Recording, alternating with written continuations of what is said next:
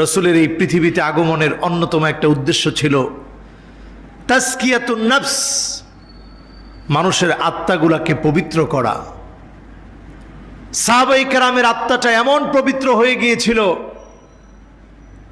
গুনাহ করলে দুনিয়ার মানুষ কি বলবে এটার আগে চিন্তা করতো আমার আল্লাহর কাছে আমি কি জবাব দেব।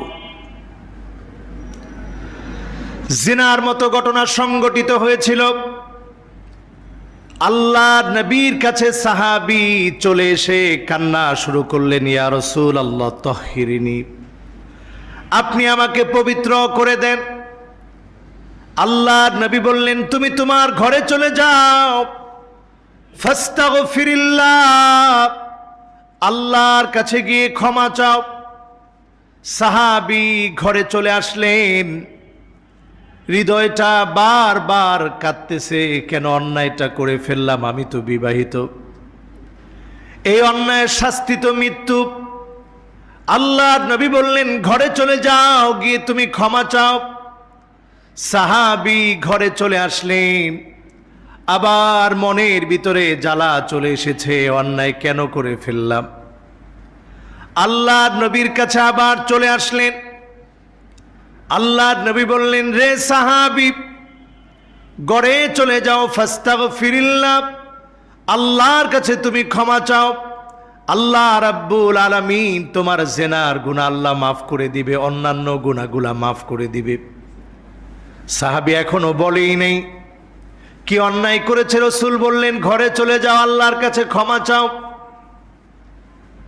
তৃতীয়বার সাহাবী আবার চলে আসলেন, ইয়া রাসূলুল্লাহ, আমি অন্যায় করে ফেলেছি, গুনাহ করে ফেলেছি, আমাকে শাস্তি দিন। আল্লাহর নবী বললেন, যাও, ঘরে চলে যাও, আল্লাহর কাছে ক্ষমা চাও। তৃতীয়বার চলে যাওয়ার পরেও যখন সাহাবী আবার এসেছে, আল্লাহর নবী বললেন, ফাবিমা উতাহির, কোন জিনিস থেকে তুমি মাফ চাও, কি অন্যায় করে ফেলেছো, কি অপরাধ করে ফেলেছো। সাহাবী বলল, ইয়া রাসূলুল্লাহ, জানাইতু, আমি জিনা করে ফেলেছি, অন্যায় করে ফেলেছি। আল্লাহর নবী অবাক হয়ে গেলেন। তিনবার তাকে ফিরিয়ে দিলাম, চতুর্থবারে পাথর নিক্ষেপ করতে হবে। তিনবার ফিরিয়ে দেওয়ার পরেও আবার কেন চলে এসেছে। আল্লাহর নবী সাহাবায়ে কেরামকে জিজ্ঞাসা করলেন, আশারিবা খামরা, দেখো তো তোমরা আমার এই সাহাবী কি মদ পান করেছে নাকি। সাহাবায়ে কেরাম বলল, ইয়া রাসূলুল্লাহ, তিনি মদ পান করেন নাই। আল্লাহর হাবিব বললেন, আহুয়া মাজনুন, সে কি পাগল নাকি। বললেন, ইয়া রাসূলুল্লাহ, না, পাগল না, সুস্থ মস্তিষ্কেই তো তিনি এখানে এসেছে। সুস্থ মস্তিষ্কের হলে কেমন করে নিশ্চিত মৃত্যুর কথা জেনে আমি রসুলের কাছে বারবার এসেছে। আমি তো তাকে বলেছি আল্লাহর কাছে ক্ষমা চাইতে। আল্লাহর হাবিব গর্ত খনন করতে বললেন, বুক পর্যন্ত গেড়ে ফেলা হলো, পাথর নিক্ষেপ শুরু হলো, রক্ত ছিটে গিয়ে একজন সাহাবীর গায়ে লাগলো। সাহাবী বলে উঠল, আরে এমন একটা রক্ত আমার গায়ে এসে লাগলো। আল্লাহর নবী যখন শুনলেন, আল্লাহর নবী বললেন, রে সাহাবীরা, তোমরা শুনে রাখো, আমার সাহাবী এমন তাওবা করেছে, লাউ কাসসামতু বাইনা উম্মতি, তোমাদের সবার মাঝে যদি এই তাওবাকে বন্টন করে দেওয়া হয়, সবার গুনাহ মাফ হয়ে যাওয়ার পরেও আমার সাহাবীর তাওবা আল্লাহ পাকের কাছে অবশিষ্ট থেকে যাবে। সুবহানাল্লাহ। এই হচ্ছে গুনাহ করার পরে সাহাবায়ে কেরামের আল্লাহর দিকে ফিরে আসার ঘটনা। আর আমাদের নফসটা এমন নফসে আম্মারা, গুনার কাজ করছি, একটা বারের জন্য গুনাহকে গুনাহ মনে হচ্ছে না, অন্যায়কে অন্যায় মনে হচ্ছে না।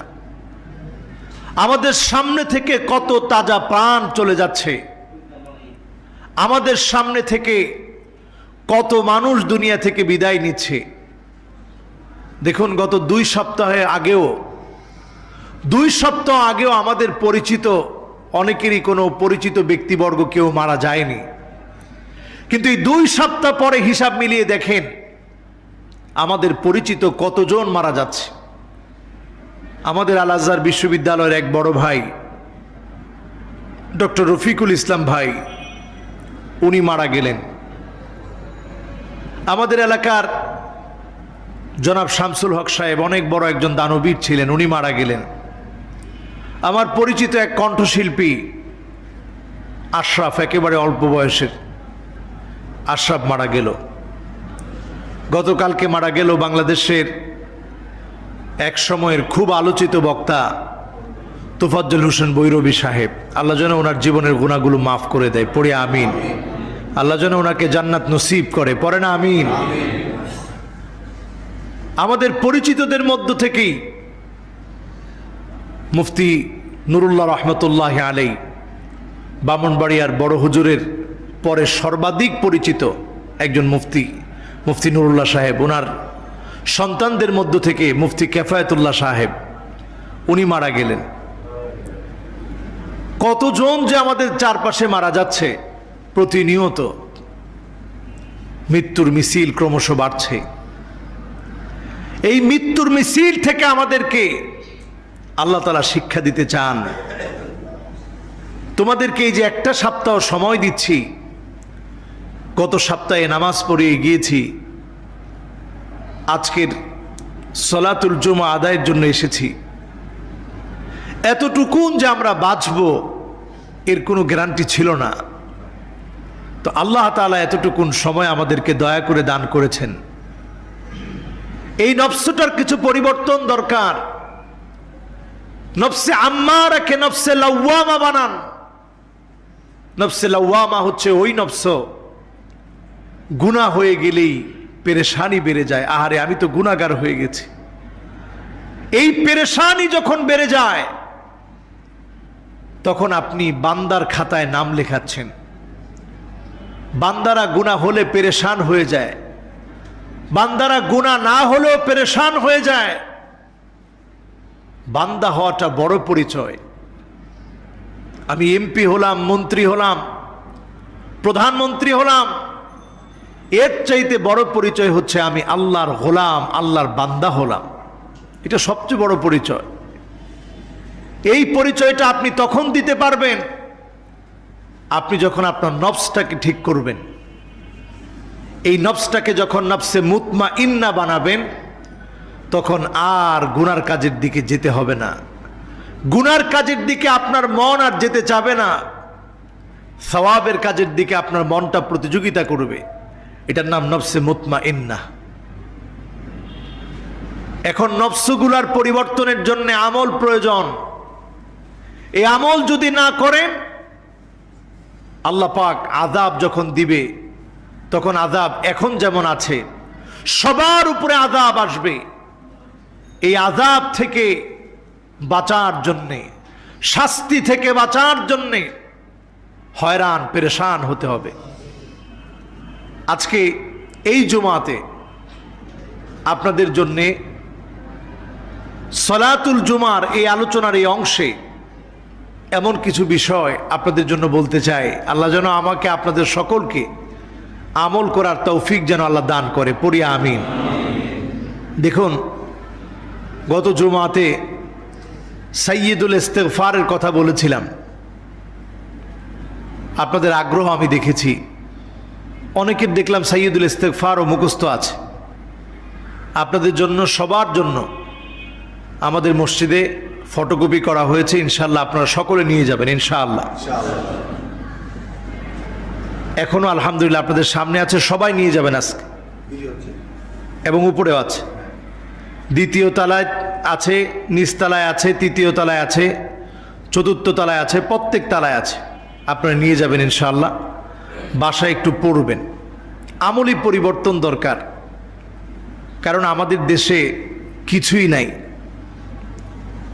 জনবহুল জনসংখ্যার একটি দেশ। এই দেশে যদি আমেরিকার মতো পরিস্থিতি হয়, লাশ দাফন করার জায়গা খুঁজে পাওয়া যাবে না। যেখানে আমরা 65 দিন লকডাউনের পরে এখন আমরা অবলীলায় চলছি, কিন্তু এখন শনাক্তের সংখ্যা কিন্তু কমছে না। এই সময়ে আমাদের কাজ হবে যতটুকু আমরা সচেতন থাকছি এর পাশাপাশি আল্লাহ পাকের দিকে আসতে হবে।